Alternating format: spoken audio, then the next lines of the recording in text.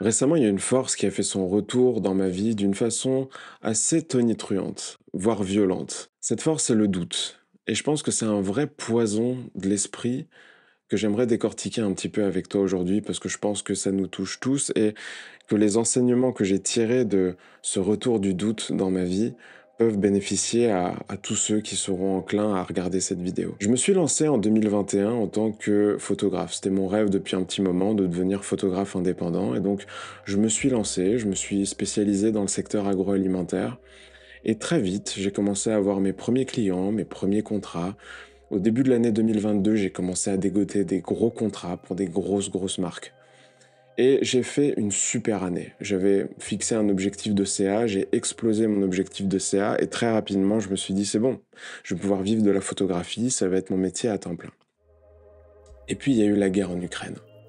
Et la guerre en Ukraine, mine de rien, a mis un sacré coup à l'économie. Je pense que tout le monde a remarqué l'augmentation du prix moyen au supermarché. Le coût de la vie est devenu absolument euh, faramineux. Et en même temps, ça a mis un sacré coup aussi à l'envie de communiquer des entreprises. Parce que lorsque je me suis lancé en 2021, on sortait du Covid et toutes les boîtes avaient envie de communiquer. C'était un truc de ouf. Il y avait de l'argent qui tombait quasiment toutes les semaines. J'avais entre 2 et 3 shootings par mois. Et très rapidement, quand il y a eu la guerre en Ukraine, les entreprises sont devenues beaucoup plus frileuses et je suis passé, à partir du mois de janvier 2023, à un shooting par mois. Et le doute était inévitable en fait, parce que tout simplement, je voyais que j'étais pas du tout parti sur les mêmes bases qu'en 2022.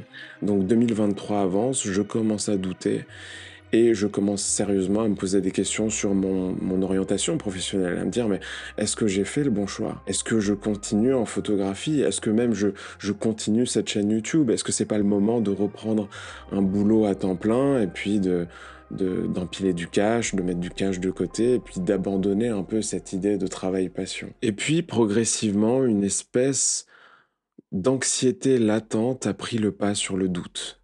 Le doute me dominait complètement et donc je ressentais cette espèce d'anxiété qui me serrait le bide comme ça. Je l'ai ressenti pendant des semaines et à un moment je me suis dit c'est plus possible, je peux plus rester comme ça, je peux plus me laisser comme ça dominer par cette force qui n'était plus là dans ma vie. Je doutais plus de ma direction, je doutais plus de ce que je devais faire, j'étais absolument certain de la direction dans laquelle je devais aller et le doute est revenu et a commencé à me foutre en l'air psychologiquement. Et donc j'ai pris mon journal, j'ai commencé à écrire un petit peu et j'en suis quand même rapidement venu à la conclusion que les plus belles choses qui me sont arrivées dans la vie sont arrivées grâce à ma capacité à mépriser le doute. Et je pense que je suis vraiment pas le seul à avoir fait cette expérience. Je pense qu'on a tous poursuivi des objectifs dans notre vie. Et forcément, quand tu poursuis un objectif, il y a un moment où tu doutes. Et un moment aussi où tu fais taire cette petite voix pour pouvoir poursuivre cet objectif dans les meilleures dispositions possibles. Le doute, on le méprise et c'est comme ça qu'on avance. Alors bien sûr, il y a un doute qui est salvateur pour nous un petit peu. Le doute qui te fait peser le pour et le contre de certaines décisions pour pouvoir prendre la meilleure. Ça, c'est un doute qui est intéressant et qu'il est bon parfois de cultiver. Mais 99% du temps, le doute est plutôt une force qui paralyse, qui anéantit, qui nous empêche de nous épanouir.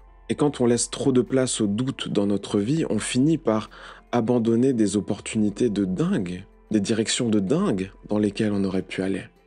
Si j'avais pas méprisé le doute, j'aurais dit non à la plus belle aventure dans laquelle je me suis embarqué dans ma vie, à savoir lorsque j'ai rencontré ma compagne il y a 13 ans, lorsque j'avais 18 ans. C'était une des plus belles filles de mon lycée. Et j'avais peur de pas être à la hauteur, j'avais peur de pas être assez intéressant, j'avais peur de pas pouvoir capter son attention, j'avais peur de ne pas pouvoir la séduire, tout simplement. Et j'ai tergiversé pour aller lui parler pendant des semaines. Ça a duré un temps immense pour moi. Parce que je doutais. Et puis un jour, j'ai décidé de mépriser mon doute.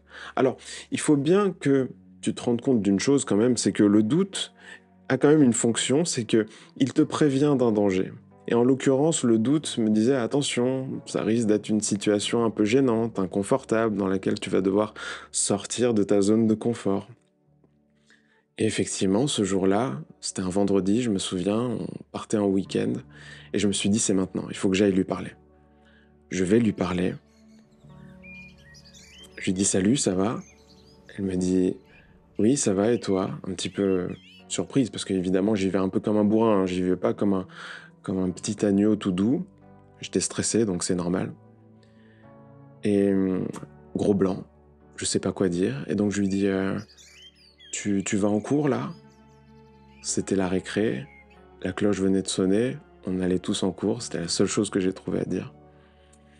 Et je crois que c'était un des moments les plus gênants de ma scolarité. Mais, in fine, ce que le doute ne sait pas au moment où il veut t'empêcher de faire ce pas, c'est tous les freins que ça a débloqués derrière.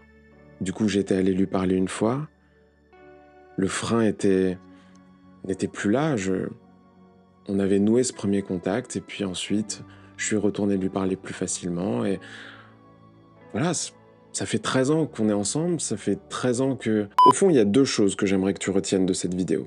La première, c'est que je pense vraiment que nos plus belles histoires s'écrivent lorsqu'on arrive à mépriser le doute. Et la deuxième chose qui rend le mépris du doute d'autant plus difficile, c'est que très souvent, le doute prend l'apparence de la sagesse. C'est très rarement des remarques inconsidérées que te fait le doute. Le doute, il te fait souvent des objections très très rationnelles. Cette petite voix que tu entends dans ta tête te fait des objections tout à fait entendables, tout à fait logiques même parfois. Dans mon cas, par exemple, la conjoncture économique est absolument dégueulasse. Ça pourrait être une très bonne chose que je retrouve un travail à temps plein qui m'apporte une situation plus stable, en tout cas sur le plan économique. Même chose, quand tu vas voir une fille pour la première fois, le doute essaye de te protéger d'une situation qui va être gênante. Ça va être gênant parce que tu ne la connais pas, tu ne lui as jamais parlé, tu ne vas pas savoir de quoi lui parler. Elle aussi va être gênée. Ça sera forcément gênant la première fois. Et puis il va y avoir une deuxième, une troisième, une quatrième fois et ça va être de moins en moins gênant. Mais le doute est incapable de se projeter aussi loin que toi, tu ne l'es. Et je pense qu'il faut pour ça cultiver un optimisme fondamental, cultiver une capacité à se dire en permanence, ça va bien se passer. Ça s'est bien passé jusque-là, ça se passera bien encore. Je pense qu'aussi il faut avoir conscience que le doute s'auto-alimente lui-même.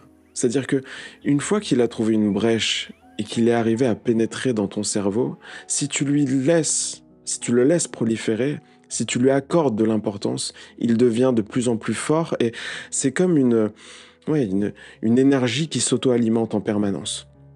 Et donc, il faut arriver à le reconnaître assez vite pour pouvoir mettre le holà le plus rapidement possible. Sinon, le doute va te paralyser, il va t'empêcher de t'épanouir, il va t'empêcher d'avancer, et puis, tu finiras par abandonner. Tous les abandons commencent par le doute. Et donc, le doute est un véritable poison de l'esprit. Je t'encourage à regarder un petit peu dans ta vie quelle place le doute a joué et surtout à voir dans quelle mesure les belles histoires que tu as pu écrire ont été aussi le fruit de ta capacité à dire non, j'arrête de douter et maintenant j'avance. C'est vraiment un sujet passionnant ça parce que je pense que si on arrive à dompter le doute, il y a de très belles opportunités qui s'offrent à nous et récemment j'ai perdu quelqu'un dans ma vie qui m'était cher. Je me suis rendu compte qu'on était bien peu de choses finalement et qu'il faut toujours se rappeler que notre vie va être bien courte, bien trop courte, et que passer son temps à douter, c'est vraiment pas un bon usage de notre temps. Si cette vidéo t'a plu, n'hésite pas à mettre un petit j'aime, ça aide la chaîne. Moi, je te retrouve très vite pour une nouvelle vidéo. N'hésite pas à nous faire part de ton expérience de vie dans les commentaires. Je pense que ça pourrait aider beaucoup, beaucoup de personnes. Et surtout, n'oublie pas de mépriser le doute.